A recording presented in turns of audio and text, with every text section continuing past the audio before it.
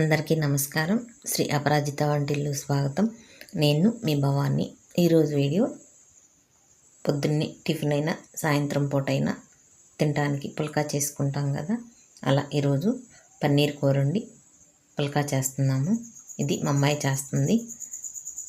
చక్కగా ఎలా పొంగుతున్నాయో చూడండి. వేడి నీళ్ళు కలపకుండా, కొంచెం కూడా ఆయిల్ వేయకుండా చక్కగా వచ్చినాయి పుల్కాలు. ఇప్పుడు రండి వీడియోలోకి వెళ్దాం. స్టవ్ వెలిగించి బాండీ పెట్టుకుని ఆయిల్ వేసుకోండి. పెద్దది ఒక ఉల్లిపాయ, 2 టమాటాలు కడిగి ఇలా ముక్కలు కోసుకోవాలి. ముందు ఉల్లిపాయ ముక్కలు వేసి కొంచెం వేయించుకుని ఇప్పుడు టమాటా ముక్కలు వేసి అవి 2 చక్కగా వేగనివ్వాలి. అవి కాస్త వేగినాక కొంచెం నానబెట్టిన జీడిపప్పు వేయండి. అవి వేసి మళ్ళీ ఇంకో నిమిషం పాటు వేయించండి. తర్వాత ఒక టీ గ్లాస్ అన్ని నీళ్లు పోయండి. అదిగో పోసాము. అవి ఎగిరే వరకు స్టవ్ సిమ్లో పెట్టి వాటిని చక్కగా నీళ్ళన్నీ ఎగిరే వరకు ఆ ముక్కల్ని ఉడకపెట్టండి.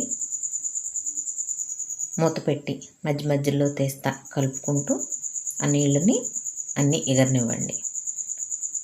చూడండి, చాలా అయిపోయినాయి కదా నీళ్ళు. కొంచెం ఉంది, ఆ కొంచెం కూడా అయిపోయే వరకు అదిగో అయిపోయింది. అలా అయిపోయినాక ఏమీ నీళ్లు లేవు, చక్కగా ఎగిరిపోయింది. ఇప్పుడు ఈ బాండీని దించి పక్కన పెట్టండి. పెట్టి ఆరిపోయినాక అది మిక్సీలో పేస్ట్ వేసుకోవాలి. పన్నీర్ ముక్కలు, ఉల్లిపాయ ముక్కలు, పచ్చిమిరపకాయలు 4, టమాటా సాసు. పన్నీర్ని ఒక 150 గ్రాములు తీసుకున్నాము. జీడిపప్పు, ఇంకొంచెం జీడిపప్పుని నానబెట్టుకోండి కూరలో వేయటానికి. కొద్దిగా కొత్తిమీర, ఇవన్నీ పన్నీర్ కూరలోకి. అవన్నీ పక్కన పెట్టుకుని స్టవ్ వెలిగించి మందపాటి గిన్నె పెట్టండి. పలసటి గిన్నె వద్దు, అడుగంటుతుంది. ఆయిల్ వేసుకుని కొంచెం జీలకర్ర వేయండి. ఏమీ పప్పులు వేయట్లేదు, అవసరం లేదు. అలా వేసి ఉల్లిపాయ ముక్కలు కూడా వేసి వేయించుకోవాలి. అవి కాస్త వేగినాక అల్లం చిన్నుల్లిపాయ పేస్ట్, కొంచెం పసుపు వేసి వేయించుకోండి. అలా వేసినాక అలా కలిపి వేగనివ్వండి. అవి వేగినాక 1 స్పూను ధనియాల పొడి, 1 స్పూను గరం మసాలా, 1/2 స్పూను బిర్యానీ మసాలా, ఇవన్నీ వేసుకుని చక్కగా వేగనివ్వండి. బాగా కలపండి. కొంచెం కొత్తిమీర ఇవన్నీ వేసుకుని మళ్ళీ కలుపుకోండి. అలా అది వేగినాక కారం వేస్తున్నాము. ఉప్పు తర్వాత వేసాము. కారము, టమాటా సాసు 2 వేసి మళ్ళీ కలుపుకోండి. మళ్ళీ కలిపి కొంచెం వేగినాక అప్పుడు అవన్నీ పచ్చి వాసనలు పోయి మంచి వాసన వస్తుంది అన్నమాట. అలా ఇప్పుడు చూడండి, అలా వేగింది కదా.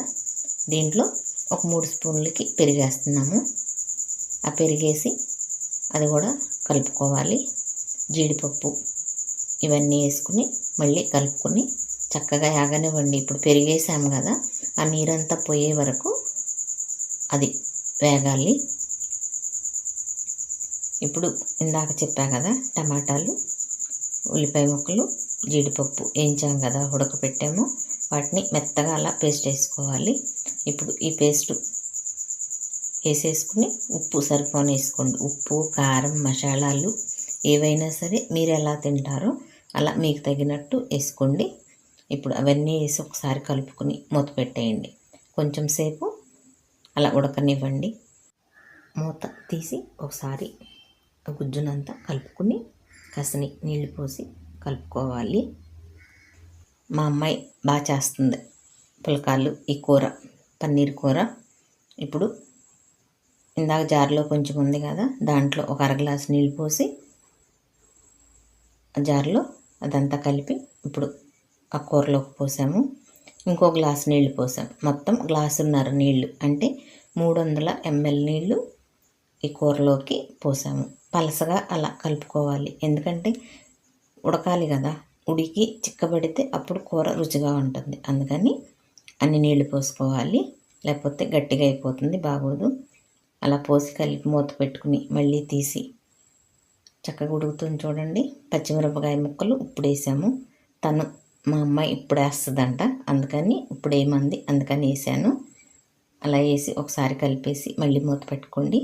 చక్కగా ఉడుకుతుంది. చూడండి ఎలా ఉడికిందో, చిక్కబడింది.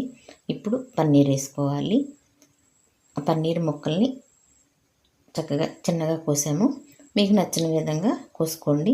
అవి వేసి ముక్కలు ఇంకొకసారి కలిపి కొంచెం ఒక అర స్పూన్ పంచదార వేయండి.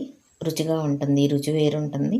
మీకు పంచదార వద్దు అనుకుంటే మానేసేయండి, అది మీ ఇష్టం. ఇప్పుడు కలిపి మూత పెట్టి అలా మూత పెడుతూ తీసుకుంటూ కొంచెం కలుపుతూ ఇచ్చేసుకోవాలి. అడుగంటకుండా ఉంటుంది. చూడండి చక్కగా చిక్కబడుతుంది. ఇంకొంచెం ఇంకా 2-3 నిమిషాలు ఉంటే కూర అయిపోతుంది. చూడండి చక్కగా ముక్కలు బాగున్నాయి కదా. వేసినప్పుడు గిరగిర తిప్పకూడదు మనం ఇలా కలిపేటప్పుడు, ఎందుకంటే పన్నీర్ మెత్తగా ఉంటుంది కదా, చితికిపోకుండా ఉంటుంది. అందుకని జాగ్రత్తగా కలపండి. ఇప్పుడు చక్కగా ఉడికింది చూడండి కూర. ఇప్పుడు దాంట్లో కొత్తిమీర జల్లి ఇక పొయ్యి కట్టేస్తున్నాను.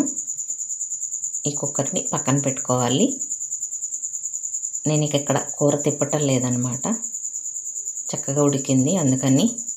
ఇప్పుడు అది పక్కన పెట్టి కూర ఒక గిన్నె తీసుకుని 2 గ్లాసులు గోధుమ పిండి కలుపుకోవాలి. మీకు ఎంత కావాలంటే పిండి అంత కలుపుకోండి. మేమైతే 2 గ్లాసులు కలిపాము, సరిపోను ఉప్పు వేసాము. 2 గ్లాసులు గోధుమ పిండికి 1 గ్లాసు నీళ్లు పెట్టినాయి, అవన్నీ పోసి కలిపింది. ఇవి వేడి నీళ్ళు కాదు, మామూలు నీళ్ళు, చల్లటి నీళ్ళు, అంటే ఫ్రిడ్జ్లో కాదు, మామూలు నీళ్ళతో కలిపింది. కొంచెం కూడా ఆయిల్ వేయలేదు.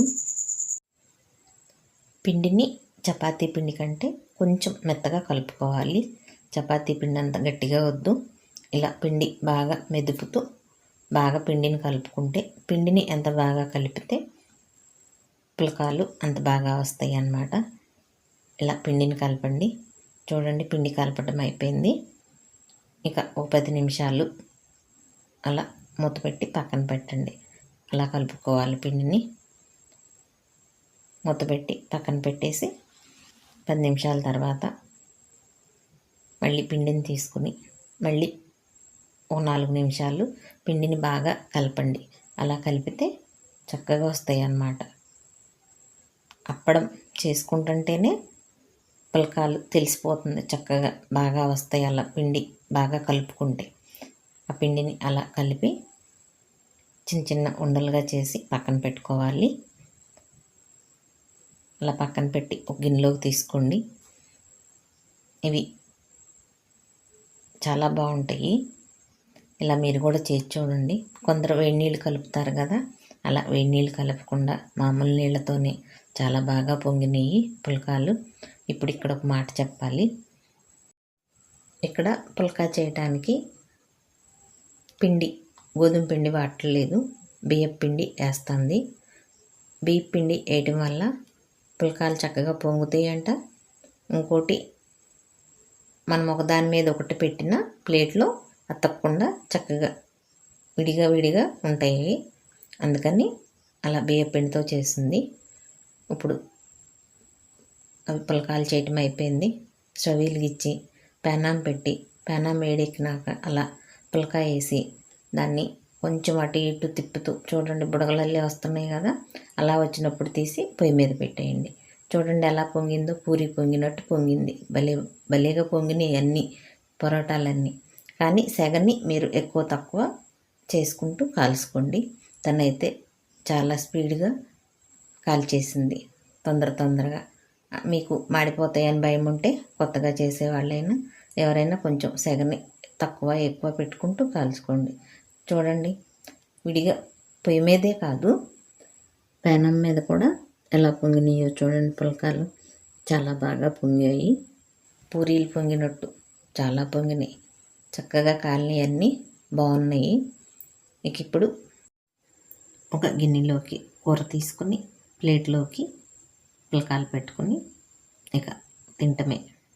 మన ఇంటికి వచ్చిన వాళ్ళకైనా పెట్టవచ్చు, టిఫిన్ కింద మనం ఇంటిల్లో పాది తినొచ్చు. చాలా బాగుంటాయి. బరువు తగ్గాలనుకునే వాళ్ళు ఆయిల్ పని లేకుండా ఇలా తింటే చాలా బాగుంటాయి.